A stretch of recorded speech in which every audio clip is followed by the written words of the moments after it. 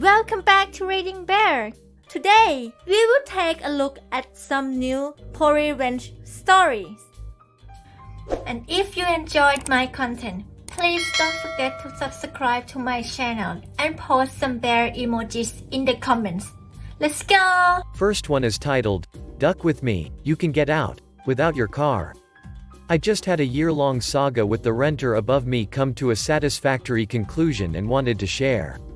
Last March at the start of a year of hell, new renters moved in above me. I live in a 12-unit condo building. We don't have hard rules about investors buying and renting units out, so it can get ugly for resident homeowners like myself. I live on the ground floor, and on March 19, 2020 new renters moved in after the sale of the unit a month prior. The previous owner was cool with me and made sure her tenants were not noisy and stayed respectful of the fact that this is not an apartment but owned property that people actually lived in. The new investor not so much. I had a run-in with him when he came to view the condo prior to buying it. I caught him at the HVAC units for my side of the building. He was trying to open my locked breaker box above my AC unit, and when I confronted him he claimed to be checking the unit for the condo he was looking to buy. Okay, mistakes happen, and I told him which AC unit goes to the unit.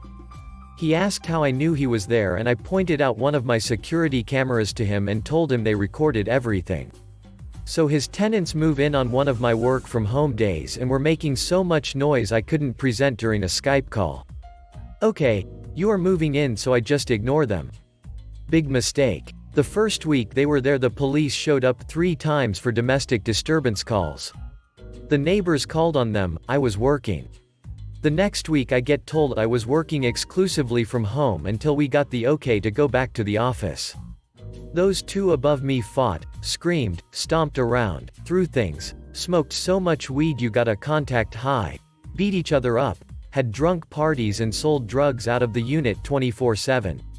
It was a freaking nightmare.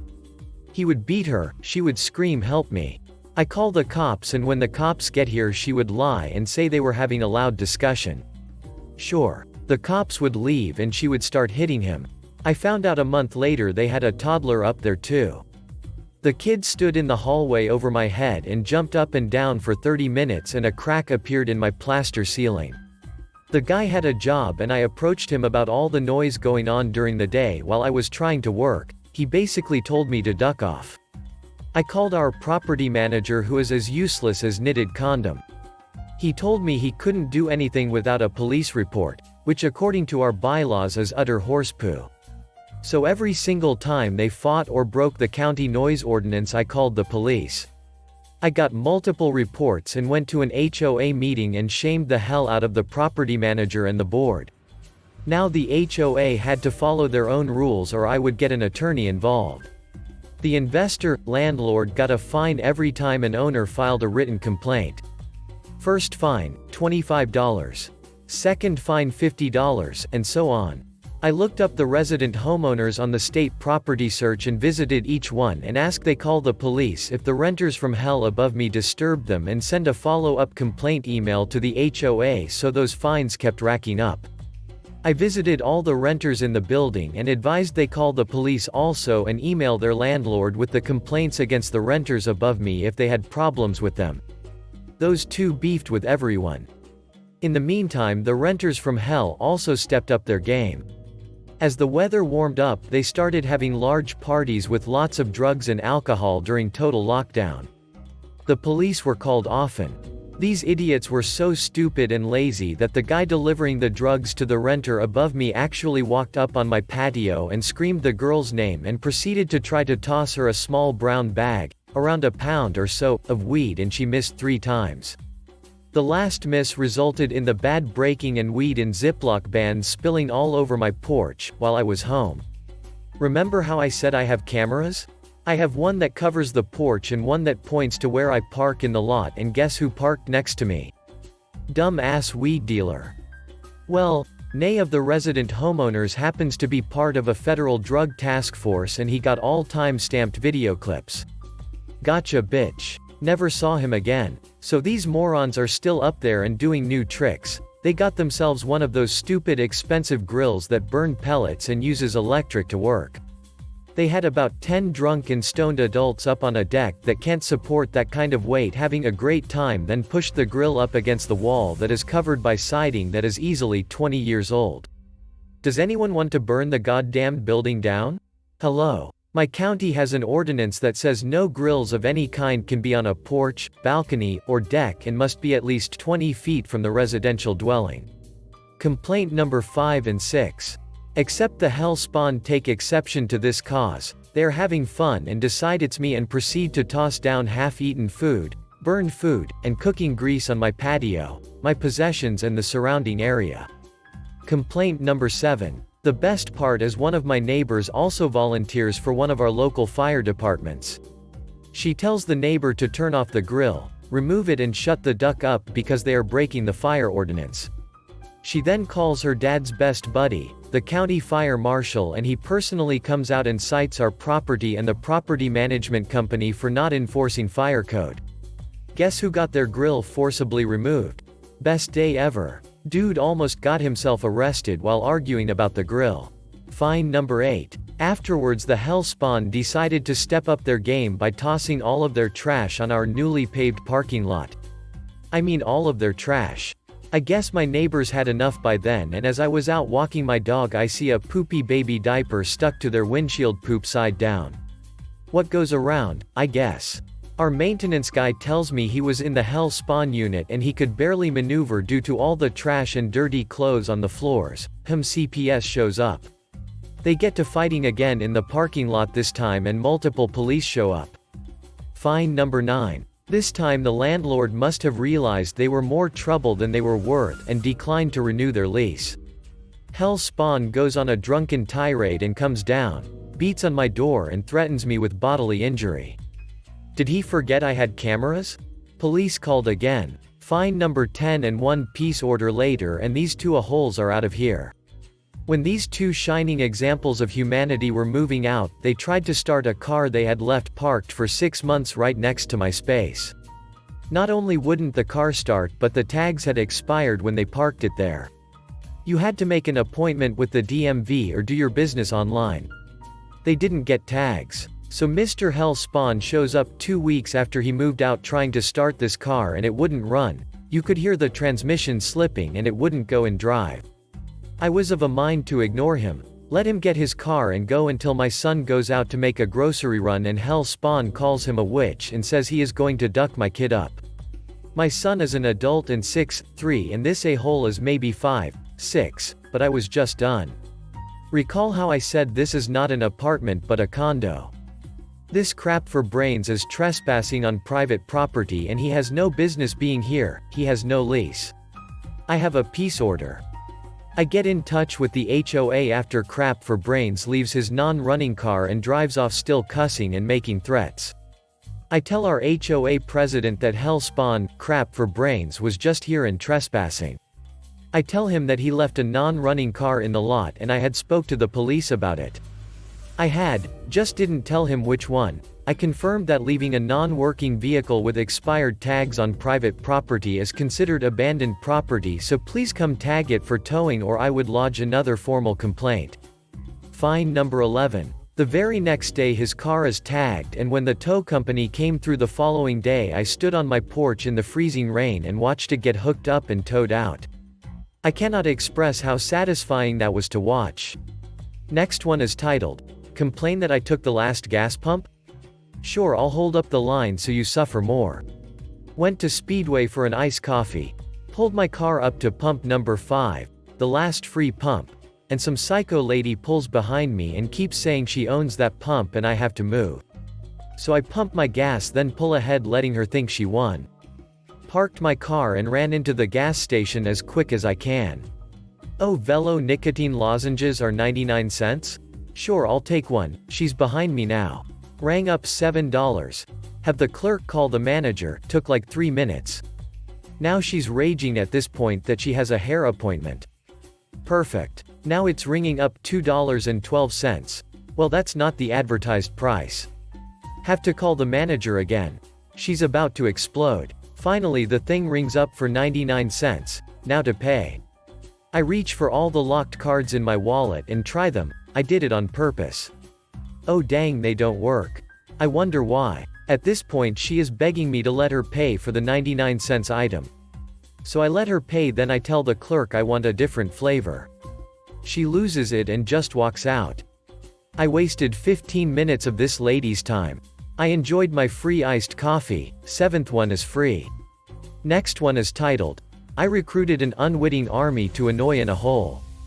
Back in the early 90s, my friend, I'll call him Lou, because that's his name, was selling his RX-7 via an ad in the old print auto trader. It came out every Thursday, so that first weekend was critical for sales. The very first guy that came to see it on Saturday said he wanted to buy after driving it. Of course, he had to finance, so they couldn't finish the sale during the weekend. Lou was worried about losing all the bites from the new ad, so he asked for a deposit of $500. The guy wrote a check. Lou told the rest of the callers that weekend that it was sold and, unfortunately, didn't ask for their numbers in case it fell through. This story predates caller ID availability in my area by a couple years, so those leads were gone. As you surely expect by now, the guy flakes on Monday and Lou deposits the check. Payment stopped. Big surprise. Sitting around my apartment, we schemed revenge, but all we had to go on was the check. Lucky for karma, there was a phone number printed on it. Our first idea was to write a little program to dial his number repeatedly from my modem, but that would be easily stopped and probably get us in direct trouble. Then Lou got a page from his work. This was back in the one-way pager days. You call the pager's dedicated phone number, it sounds a tone, and then you punch digits for the number you want to be sent to the pager. The person with pager receives the number you entered and, presumably, calls it. Everyone with a pager made sure that people who needed to get a hold of them had the number for their pager. You'd see pager numbers in print and TV ads all the time for various services. Boom. Angelic choir sings, heavenly light goes off. Lou's pager number and my pager number had the same prefix, middle 3 digits. What if we randomly dial numbers with that prefix and page them all to this guy's number? So we order a pizza, open some beers, and start looking through the yellow pages at locksmiths and tow truck services to find more pager prefixes. We wind up with a dozen or so. After that, it's half an hour of coding in ye old Borland C++. I put together a program that would cycle through our list of known prefixes and add a random final 4 digits to get a random pager. It calls the pager's number, pauses, then dials this a hole's number and throws a 911 suffix on there for good measure, which is something people with pagers understood to indicate an emergency of some kind. The whole thing was just generating a string like ATDT602XY. Less than asshole number greater than 911 hash. Where X is the pager prefix and Y is random. Commas make pauses, since you need to connect to the paging service before you can enter the message. Make string. Send to modem, wait for, no carrier, hang up, repeat. We start eating the pizza and let it fly. I was very picky about my devices, so my modem was a US robotics courier. You could set an S register to control how long it would sound each tone when dialing. Uber nerds like myself would keep tinkering with that to get it as fast as possible while still being recognized by the phone service. It was very fast. I swag it could run through 4 pages per minute, so this guy would get 240 calls per hour. We just watched it run and laughed our asses off. We realized pretty early on that we didn't really know if it was working, so we wandered down to the 7-Eleven and called him from a payphone, just in case he could somehow trace it or the popo were on the case and watching. A man answered and I said, "Hello, I got a page at this number." I heard an audible sigh and then he just hung up. Gold. We ended up running it for a few hours, and then let it go quiet for a few days. Then we scheduled it to start dialing in the middle of the night every few days, plus we'd fire it up by hand randomly whenever we had a party. We checked again from the 7-Eleven after a week and it went to an answering machine, which did the rapid tone at the end of the greeting to indicate the tape was full. We reasoned that the line was still ringing, anyway, so we kept at it for another month or so. Eventually, we got the disconnected warning when we made one of our regular checkups. I'm sure he just changed the number. I like to think about that guy answering the phone after a few days of silence when we started it up. I can vividly imagine his response at the, "Did someone page me to this number?" as he slams the phone down and then it rings again a few seconds later. Or, of course, coming home from work and having an answering machine full of random people asking about being paged. And, yeah, we annoyed several thousand people into calling this guy by the end. But each of those people was only put out for a single call. A cost, yes, but a necessary one for justice. Last one is titled, "I was your best student because of a reason." This is all started 8 months ago where he called me into his office. He started off by saying how I was his best student last semester, and I had gotten an A in the course, and went on talking about how students these days do not understand the necessity of a good education. This went on for a while before he told me he has a project for me to work on. Next thing you know, I'm signing a non-disclosure agreement to build a data scraper for retail stores and do data analysis on stock management. He told me he won't be able to pay me anything as of yet, but would do so once he gets funding. I loved the idea and believed it would work well, so I did not question anything. Jump to May 2018. I have built his core data scraper that saves files locally as well as uploads them to AWS. Now he asked for a cross-platform desktop application that turns on one startup and runs in the background. I told him this is a lot of work and I cannot continue to work without pay. He told me he has people ready to purchase it as soon as I get it done. I put even more effort into it. Then he mentioned that he also has someone else building the same desktop app in C# as a backup. I was confident in my work and didn't even bother about that. August 2018. My desktop app is ready. Sure, a few minor bugs here and there that I fixed all along, but nothing major. He said he will test it and let me know how it goes. Didn't hear from him for a month. October 2018. He sends me an email out of nowhere with a screenshot of the error. This dumb idiot entered the wrong value in the date field and was blaming me for the app not working. Sure, I added a check to it, like I already had for all other variables. He calls me for a meeting to discuss the idea of me working for the startup as an intern, and I question that twice because I have my own work to do. But then again, it was one way to get paid for it, and we were talking about at least $3,000 of payment for the work that I had already done. So I agree to it. He said he would get back to me, but I don't hear from him for a month. Jump to last week. He calls me for a meeting. It's been a month, he hasn't replied to my messages or emails. I ask him where my compensation is and he said there is none because the app doesn't work. My blood starts to rage and I lose it. In the middle of the library I went on a rant to give him the worst crap of his life. I asked him one last time if he is going to pay me or not and he said he cannot, his hands are tied. I didn't even think twice and I left. Sitting in my room I thought about how I couldn't let it all go. So, I sent him a message apologizing to him and said I will get it all patched up in 48 hours. He agrees. Guess what? I added an hidden feature that gets data from my AWS storage, personal, checks for true or false and encrypts all his data on the laptop and shows a message, "Go duck yourself." Edit. No, I'm not doing it for ransom, that would be ridiculous. Neither am I doing it to blackmail him. I simply encrypted all the data that was scraped using the app and the app itself.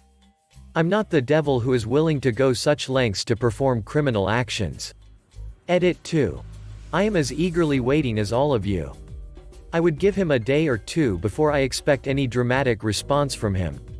I do not have access to his machine anymore, he turned off TeamViewer. My whole revenge is for an apology and to be appreciated for the work I did. And I think that's fair. Edit 3. He hasn't replied, and I haven't tried to bug him too much. I would have updated you all sooner, but I've really been stressed lately trying to figure out the whole money problem this whole situation has caused for me. It's not easy when a few months of rent just decides to disappear. Hope you guys understand. I promise you will be the first one to find out about his reaction, apology, firing from school, or whatever it may be. Thanks for listening.